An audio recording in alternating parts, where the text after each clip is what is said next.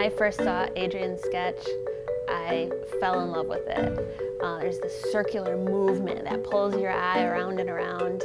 The wheat like blowing in the wind, which pulls your eye to the hair, which is kind of spinning around. And then your eye goes down to the mug of beer pouring out, and then that splashes up and you see all the beer with the bubbles that pull your eye back up the other side, and then back to the wheat.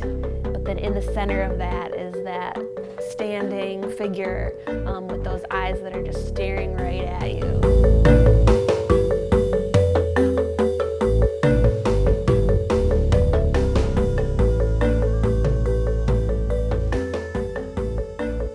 Well, basically this project has been important to us.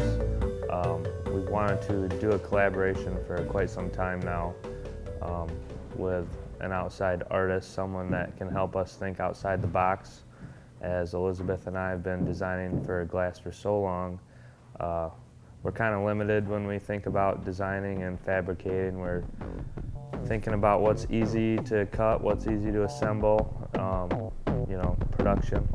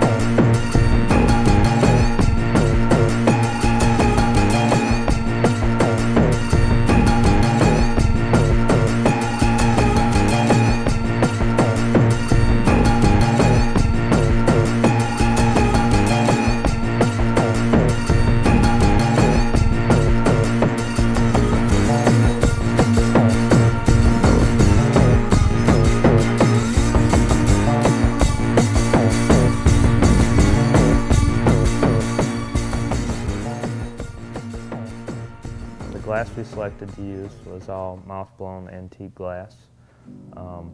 It's a joy to work with, but it's a little nerve-wracking because it's the most expensive glass there is.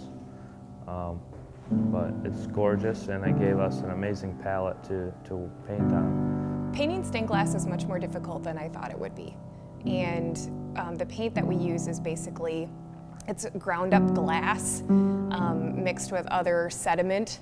And when you paint on the glass, initially when you paint the lines, you have to be very careful not to go over your line very many times because it creates this kind of burning effect after it's fired. One fun technique that we used throughout the piece in a bunch of different areas was using vinegar to kind of give bubbles or star shapes. So we used that in the sky, we used that in the water, we used it in the background of the corners.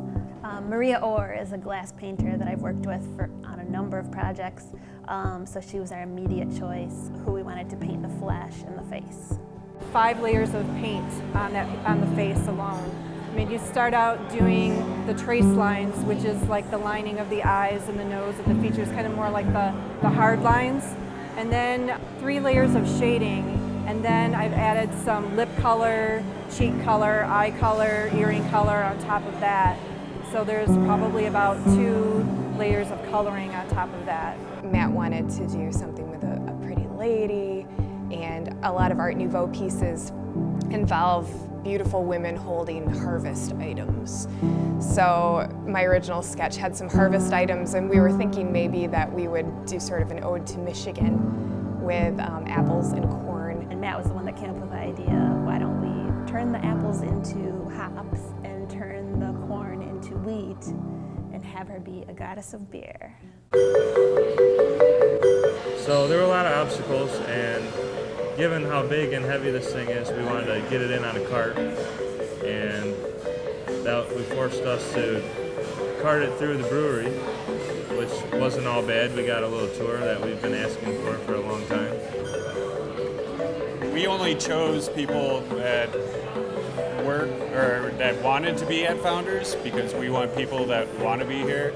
And Matt's a Mug Club member, so we wanted him, and we gave him the first option for the best piece that we have. I feel like we had the exact right team of people working on this. Like, it couldn't have come together any better. I'm ecstatic that we have ArtPrize as a vehicle to show this piece to people. But honestly, just creating it was enough for me. I've always wanted to really test our skills and create something this intricate. And so this is a perfect example to show off just, how much we can do.